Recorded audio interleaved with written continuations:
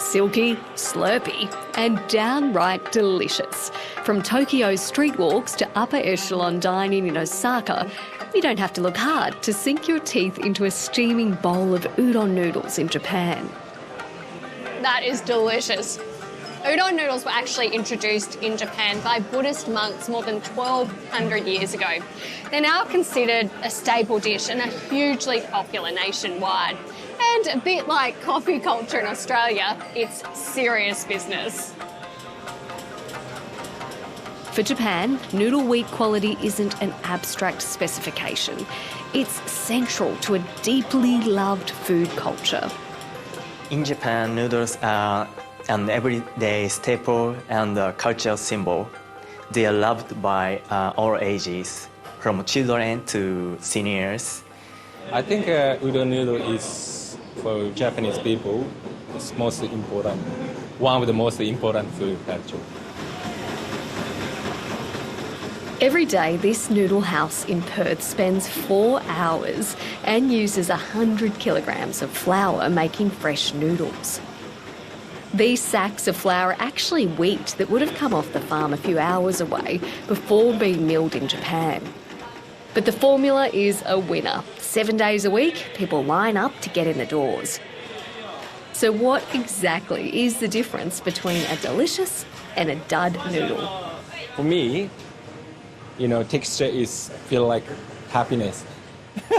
It's like, wow, just like that. If you use a double in Japanese phrase, mochi mochi, it's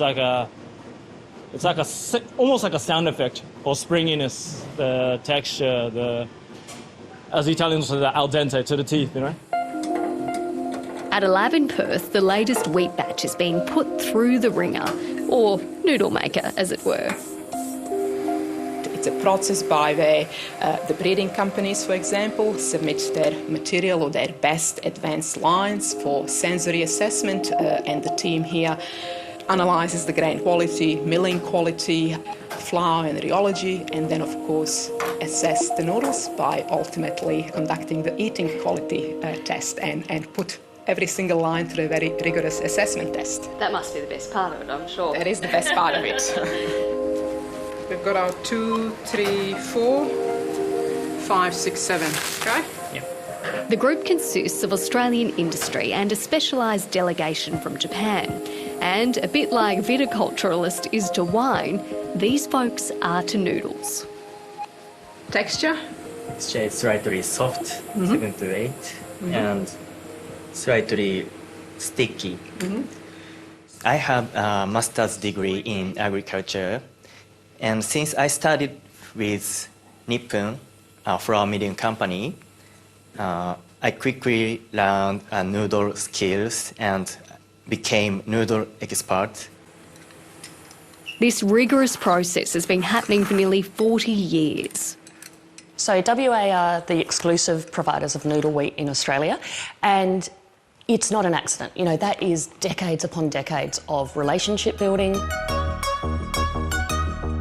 In a trading climate where trends come and go, or diplomatic issues arise, it's remarkable to think that demand has been so stable and really hasn't faltered in decades.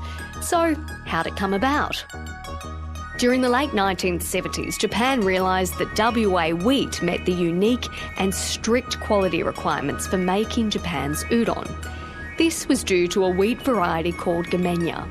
Brought in after a devastating epidemic of stem rust, it had the best rust resistance at the time and remained the main variety for 20 years. But during the 1980s, farmers started replacing Gamenya with higher-yielding varieties, less suitable for noodles.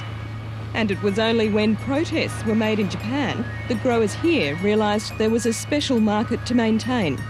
In the 1989-90 season, the Australian Wheat Board started to pay varietal bonuses. And finally, in the 93-94 season, separate ASW pooling was introduced. Importantly, the segregation would return guaranteed price premiums to growers to support their profitability and encourage the production of noodle wheat. While controversial at the time, this ultimately proved to be highly successful. Noodle wheat production increased, value was increased for growers, and Japan wasn't left noodleless. We have the reputation, the Japanese market recognises that Western Australia produces that top quality. Our competitors also recognise it and they're trying hard to emulate what we've done. We're attempting to keep that edge. And keep the edge they have. And you can really see all the care that is taken along the way gets rewarded because you've got a premium product that creates premium noodles. So that's something I love about the Japanese market, is that it rewards you for sustainable farming. It's big money. Every year, the Japanese government and Japanese flour millers send not just the sensory testers, but a delegation to negotiate the arrangement. So the taste, the eating quality, the looks of noodles, colour and colour stability of noodles is the main kind of tick required at the end of the day for the breeders to get their varieties classified as Australian noodle wheat.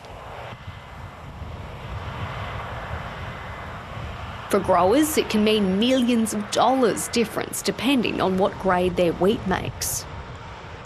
If you're growing a premium wheat product, so say for the noodle market, you are getting paid significantly more than if you're growing a feed wheat. So for us, hitting that noodle specification is crucial. It's in the softness of the grain, so genetically different soft grain for udon noodles versus hard grain for bread-like products.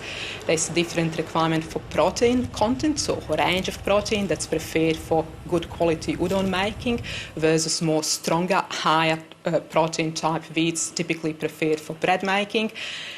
Most importantly, I would say, for good udon texture is the unique quality of starch. The Lefroys have been here on Cranmore Park in Moora in Western Australia for 5 generations. The crew are racing to finish their harvest. For them and many other growers in the West, it's been a huge season, binning more than 27 million tonnes of grain and setting a new state record. Around 750,000 tonnes of that will be used for exporting to Japan and Korea for noodle production, worth about $300 million. Points around the classification. There's a lot of players involved in this deal. Grains Australia is Australia's market-facing agency funded through grower levies under the Grain Research and Development Corporation. Also at the table is grain handler CPH, the Grain Industry Association of WA's Wheat Council, the Japanese Flour Millers Association and Ministry of Agriculture, Forestry and Fisheries. They all need to work together to determine buyers' expectations and help translate that into wheat varieties for growers.